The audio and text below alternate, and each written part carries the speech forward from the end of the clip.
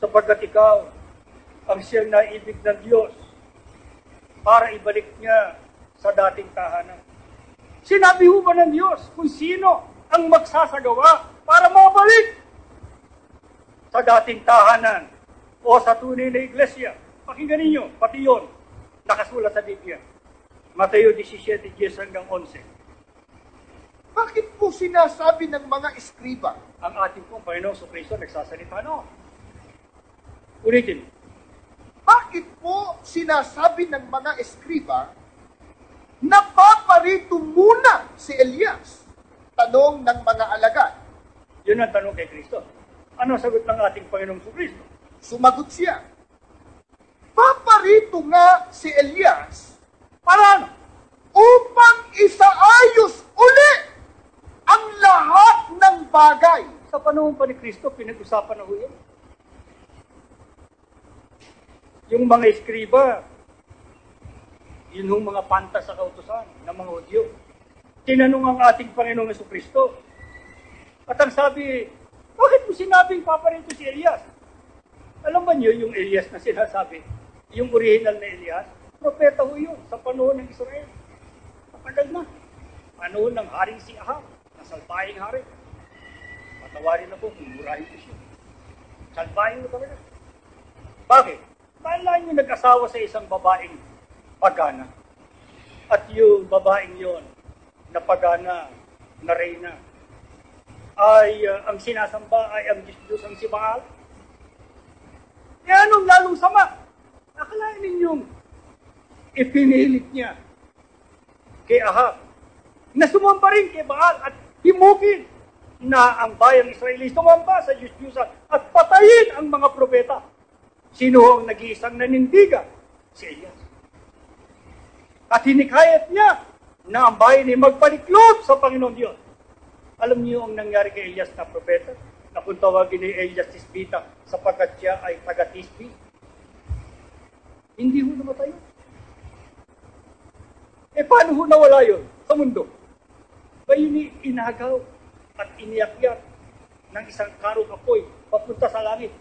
Kaya kung mayroong tao, tangi sa ating Panginoong Kristo na nasa langit, tangi pa kay Enoch na patriarka, ay si Elias. Eh bakit ho kinuhang buhay? Sapagkat sa panahon, isusugo uli si Elias sa iba namang katauhan.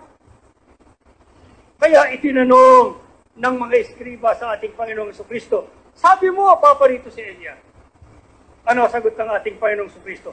Paparito nga si Elias para isaayos ang lahat ng bagay. Ano po ibig sabihin ng isaayos?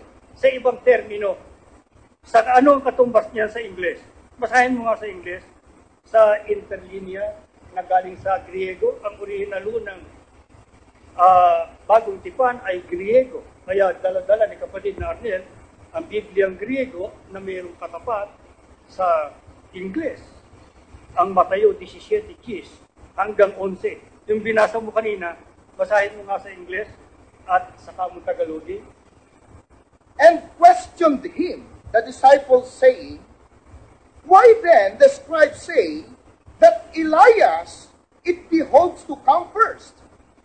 And he answering said, Elias indeed is coming and will restore all things. Ibabalik. Ulitin sa Tagalog. Sa Filipino naman. At siya'y tinanong ng mga alagad na nagsasabi, bakit kung gayon sinasabi ng mga eskriba na kinakailangan munang maunang dumating si Elias? At siya'y sumagot na nagsabi, tunay nang si Elias ay darating at ibabalik ang lahat ng mga bagay. Hindi ba yun ang tanong ko sa inyo kanina? Sino ang itinalaga ng Diyos para maisagaway ang pagbabalik na ito? Ang sabi ng ating Panginoong Kristo, darating si Elias, paririto si Elias, para ibalik sa dati ang lahat ng bagay. Ano ang inakala ng mga tao noon kung sino yung tinutukoy niyang si Elias? Ituloy natin yan sa 12 hanggang 13. Sinasabi ko sa inyong naparito na si Elias. Ngunit, hindi nila nakilala at ginawa nila sa kanya ang anumang naibigan nila. Gayon din ang gagawin nila sa anak ng tao. Naunawaan ng mga alagad Ayan. na ang tinutukoy niya ay si Juan Bautista.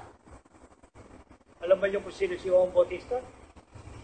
Yun ho ang isinugo bago ang unang pagparito ni Kristo.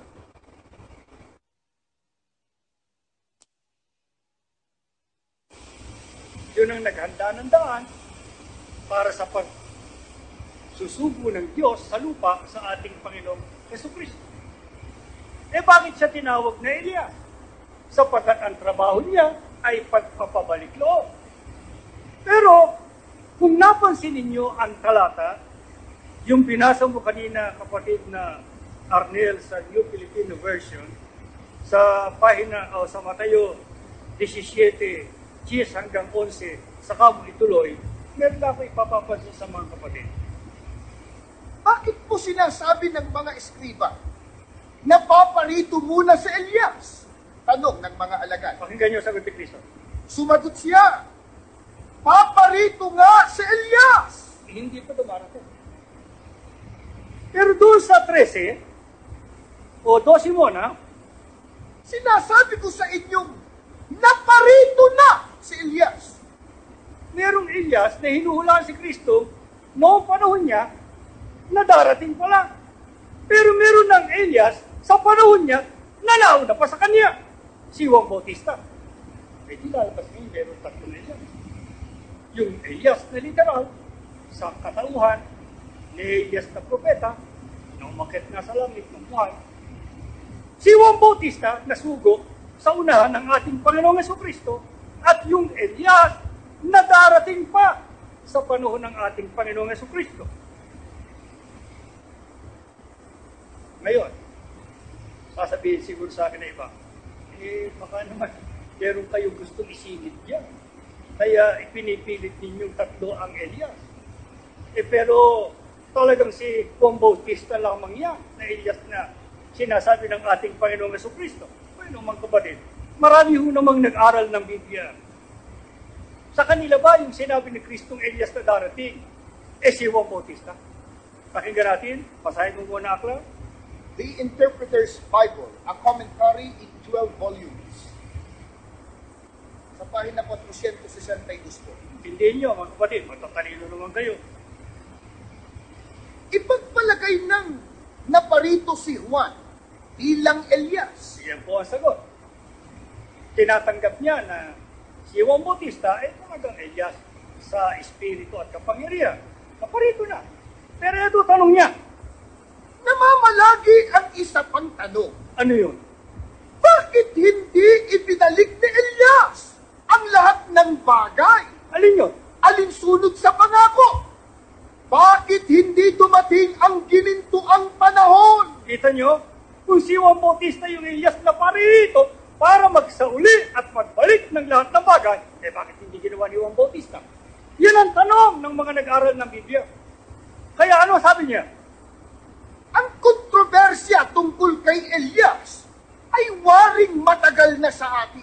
Hindi na matapos-tapos. Ngayon, mga kapatid, ay isang ebidensya lang yan. Gusto ko lang ihanda ang isip nyo na iba yung Elias na magsosoli ng lahat ng bagay. Iba yung Elias na magbabalik ng lahat ng bagay. Ano pa ang katunayan hindi si Juan Bautista yon? Basahin mo pa yung referensya niya. Insight on the Scriptures. Sa pahina 713 po. Sa volume 1, ano? Opo. Pagkamatay ni Juan, Ano nangyari kay Juan? pagkamatay ni Juan, Di tapos na si Juan. Si Juan Bautista yan. opo, Hindi sinabi nung wala pa si Juan. pagkamatay ni Juan, Sigurado ka bang patay na si Juan? opo sir, Mamaya yung mga kapatid na malit sa sige. pagkamatay ni Juan, nakita sa isang pangitain si Elias kasama si Moises sa panahon ng pagbabagong anyo ni Jesus. Ano raw ang kahulugan nun? Ipinakikilalang mayroon pang mangyayari na tulad ng isinasagisa ng gawaing ginawa ni Elias. Patay na si Juan. Patay na yung ikalawang Elias. Pero merong nangyari na pagbabagong anyo ng ating Panginoong Jesucristo kasama si Moises at saka si Elias na alinsunod sa binasa ang kahulugan nun, meron pa na mangyayari na sumasagisag din sa gawaing ginawa ni Elias. Meron talagang ikatlong Elias.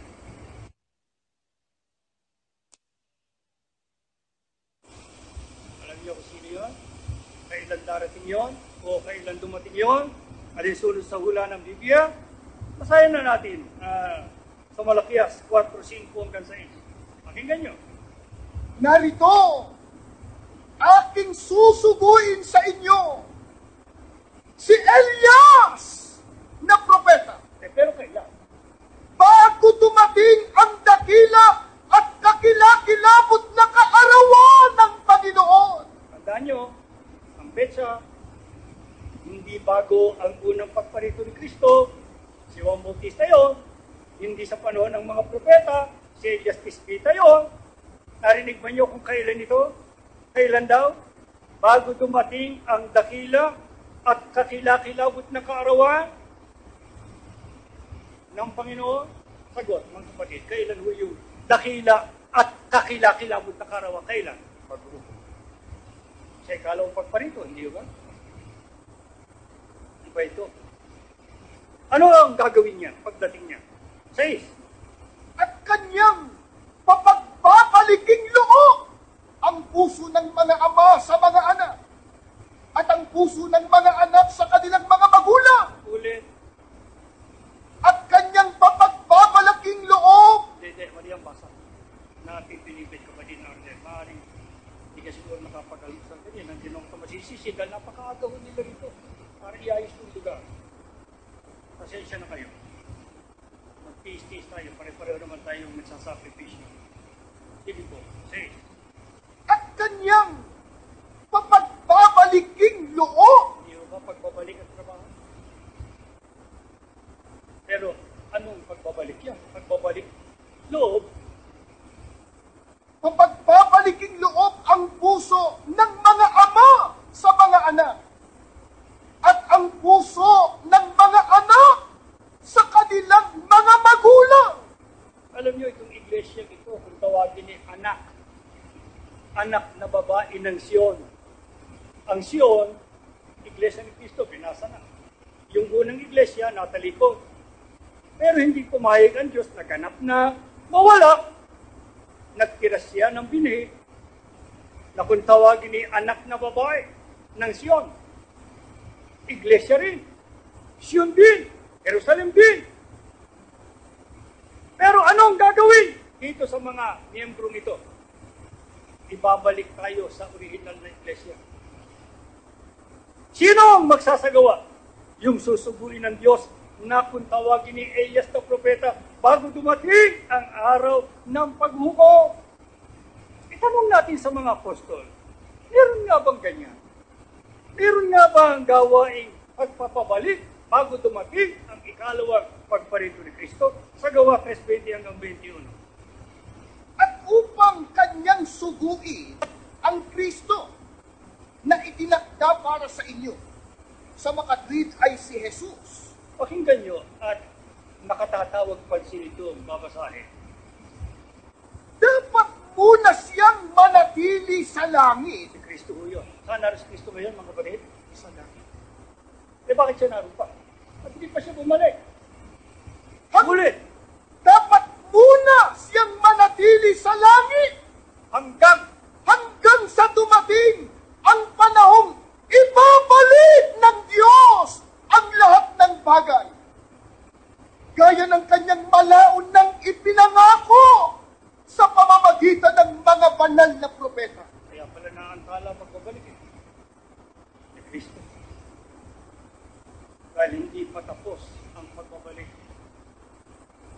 na itinakda ng Diyos para sa lahat ng bagay na isasagawa ng kanyang sugong leader ng Espiritu at kapangyarihan ay ang Espiritu at kapangyarihan ni Elias na propeta na tagapagpabalik loob.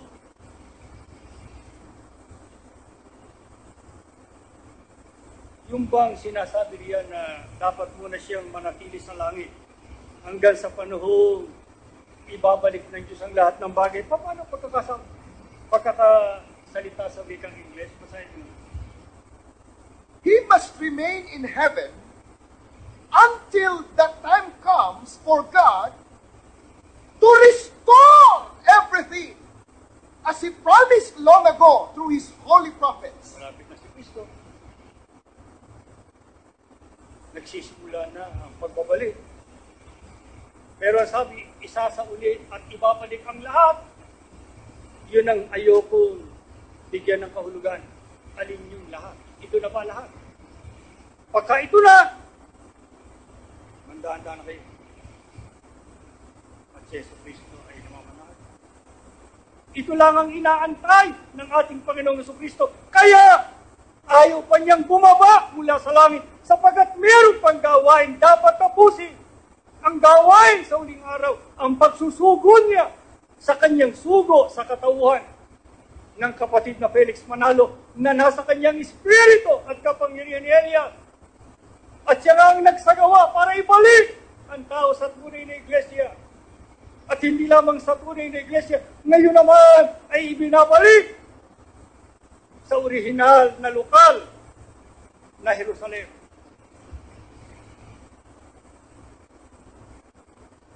Meron na siguro problema rito. Siguro sasabihin nyo, kung si Elias ay ang kapatid na Felix Manalo, paano ngayon? Hindi pa siya nagpahinga noong 1963. Hindi niya naisauli rin ang lahat ng bagay.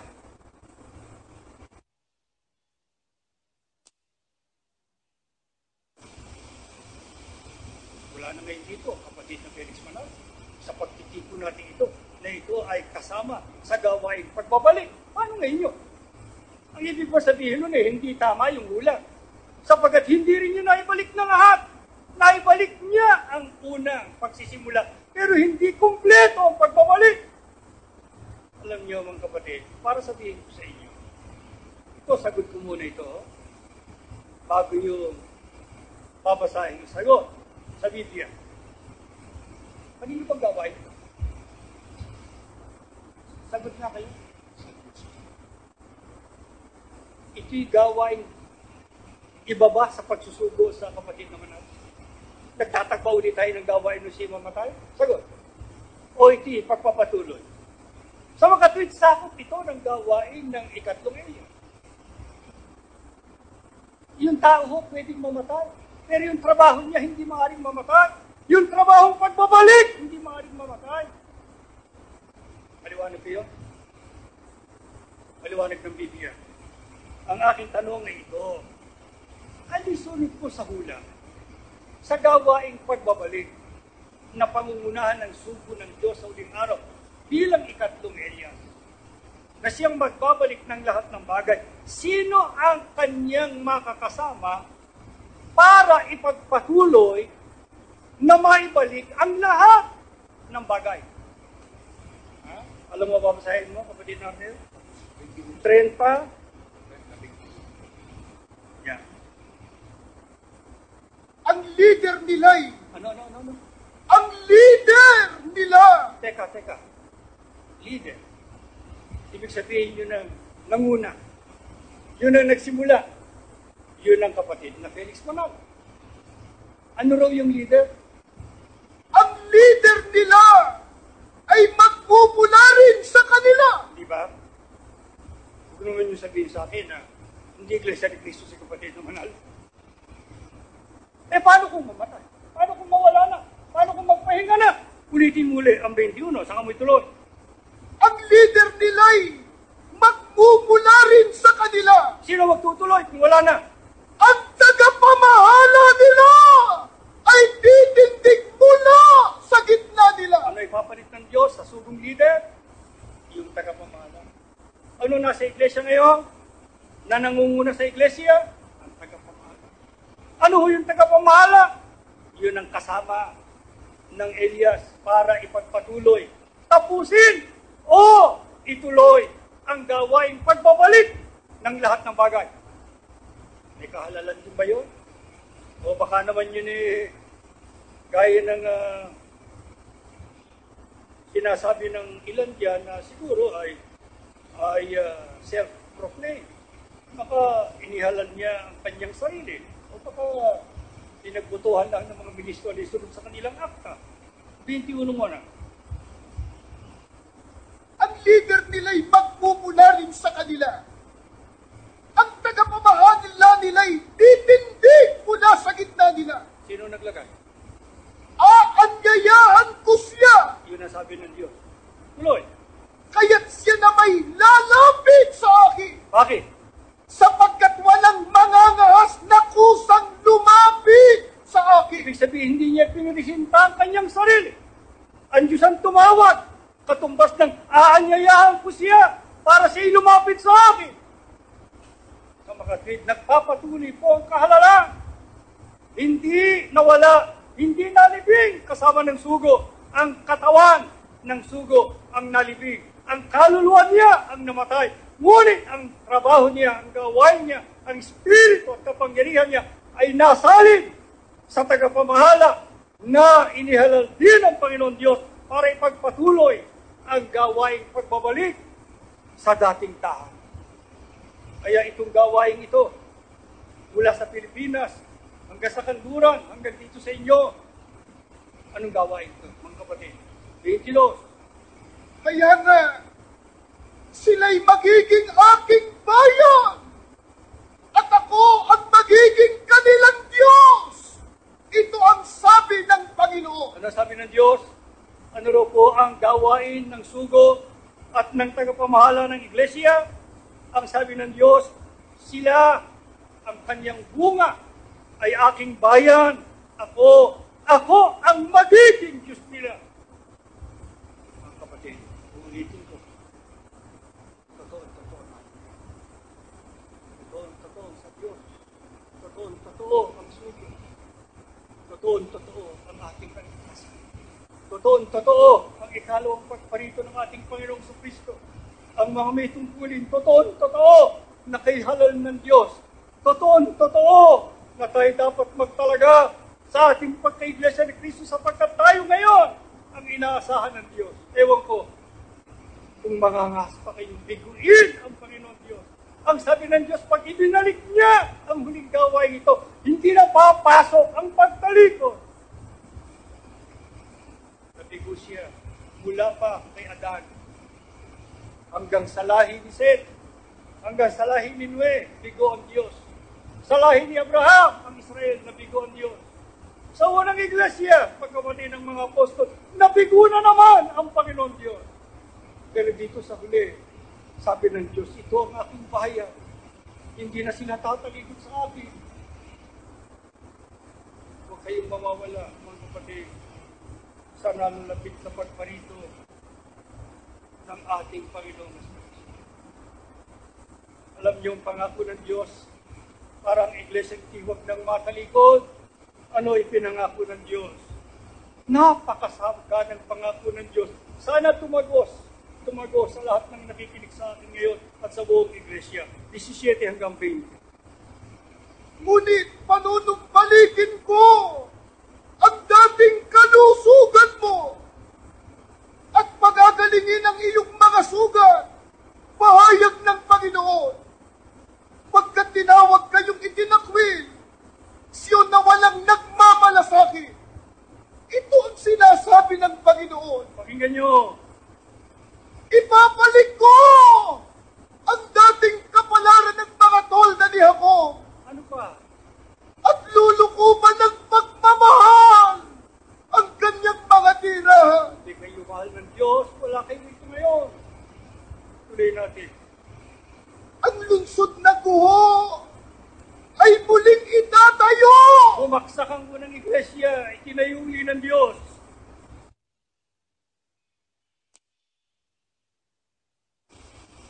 At ititindig ang palasyo sa angkop na dako. Yun lang. Mula sa kanila ay magbubuhat ang mga awit ng pasasalamat at ang ingay ng kagalakan. Sabik na sabik ang Diyos na marinig ang ating awit ng mga pagpupuri.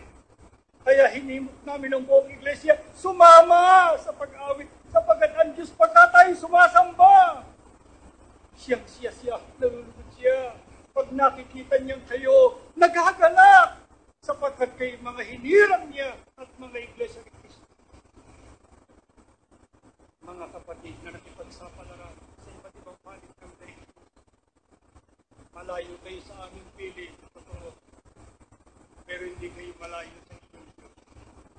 Kahit saan kayo naroon, basta't iglesia kayo ni Cristo, nakita niya kayo sa pagsamba, agad-agad naroon siya. Gusto niya ipadama sa inyo. Mahal niya kayo. Hindi niya kayo pababayaan. Lulukuban niya kayo ng kanyang pag-ibig. Anong laking kapalaran ng ating kinamusang Diyos? Ano sabi ng Diyos? Ano gagawin niyo sa iglesyang ito? Tuloy mo. Pararabihin ko Ulit. mula sa kanila ay magbubuhat ang mga awit ng pasasalamat Yung pababayaan ng pagsamba. at ang ingay ng kagalakan. Pararabihin ko ang kanilang bilang at di ko babawasan. Pagkakalooban ko sila ng karangalan at di sila hahamakin. Ano sabi ni Kapilo kanina sa panalangin niya? Ang unang iglesia ay inusig ng gobyerno. Samantalang tayo naman ay kinilala ng gobyerno at narehistro. Kaya ang sabi ng Diyos, pagkakalooban ko sila ng karangalan, hindi na sila hahamakin. Nung una, sinusubsub-subsod ang mga kapatid at dugo, pinagluluran, pinagsasara ng bintana, hinahamak. Hindi ko naman sinasabing tayo napakadakila ngayon. Pero sa mata ng Diyos, mga kapatid, ano man ang trabaho nyo, gaano man kayo kaliit, sa lipunan, kayo ang pinakamalaki, kayo ang pinakadakila, sapagkat kayo. Alam ba nyo kung hanggang saan patatagusin ng Diyos ang kanyang pangakong ito? Sa 20. Ang mga anak nila'y matutulad sa mga araw noong una. At ang kapulungan nila'y magiging matatag sa aking harapan. Paano mga mangusik sa atin? Parurusahan ko ang lahat ng sisikil sa kanila. Kita niyo, hanggang saan po patatagusin ng Diyos ang pagpapala niya sa iglesia, hanggang sa mga anak ng bawat sambahayan. Kung meron kayong mga anak na naiwan sa Pilipinas, at kung kayo anak ng inyong mga magulang na iglesia ni Cristo, mga kapatid, may pangako. Kaya ito'y taon ng sambahayang iglesia ni Cristo, sinisinop namin ang bawat sambahayan, sapagkat alam namin ang buhay ng ikatitibay sa pananampalataya nagsisimula sa tatay. Kung meron kayong mga anak, naliligaw ng landas, pagtiyaganin nyo. Sabihin ninyo, anak, kasama ka sa pangako. Bakit ka bibitiw? Bakit ko iiwan ang paglilingkod sa iyo? Kaya, mga kapatid, maaaring pagkatapos nito'y magkahiwa-hiwalay tayo at magbabalik kayo sa inyong dako. Pero gusto kong basbasan muna kayo ng Diyos. At yayaman kayo naging mapapalad na siyang maging una, pangunahin sa pagbabalik na ito sa Jerusalem. Hihilingin ko sa Ama, Ama, alalahanin mo ang mga anak mong ito. Basbasan mo sila araw-araw. Ingatan mo sila. Kung sakaling dumating ang panahon, kailangan kanila. May problema sila, Ama, sa asawa, sa anak buhay, sa pinagtatrabahuhan, May suliranin sila sa kabuhayan. Meron silang sakit, may karamdaman. Ama, lalapit sila sa iyo. Magmamakaawa sila sa iyo. Alalahanin mo ang sandaling ito na nangako ka sa amin na kami lulukuban mo ng iyong pagmamahal at hindi mo kami pababayaan. Pagpalain kayong lahat ng Diyos, tumayo kayo, tayo po'y mananalangin.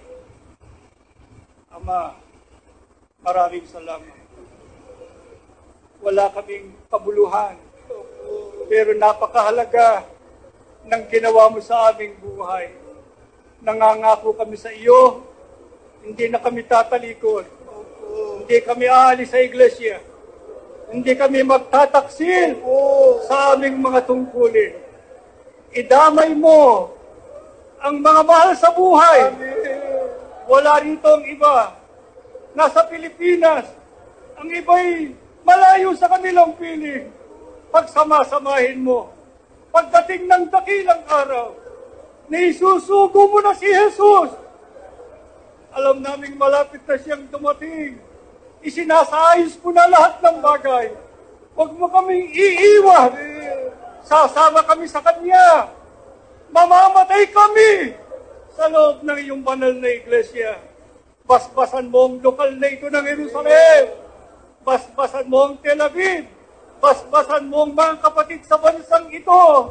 Ama, paramihin mo sila. Amen. Gaya ng pangako mo, pasiglahin mo sila, patibayin mo sila, at higit sa lahat, huwag mo silang pababayaan. Jesus, halika sa aming piling. Lapitan mo ang mga hinirang mo. Magpagaling ka sa mga may sakit. Sa bisa ng makapangyarihan mong pangalan, gumawa ka ng mga himala sa kanilang buhay at sa buhay ng kanilang mga kaanak. Ama, patawad sa lahat ng kasalanan. Hindi ka namin gustong labanan. Ang ibang mga may tungkulin nagkukulang. Maawa ka sa kanila. Basbasan mo mga ministrong narito. Basbasan mo buong iglesia. Basbasan mo lahat ng gawain. Patawad, Ama, sa ngalan ni Jesus na aming tagapagligtas.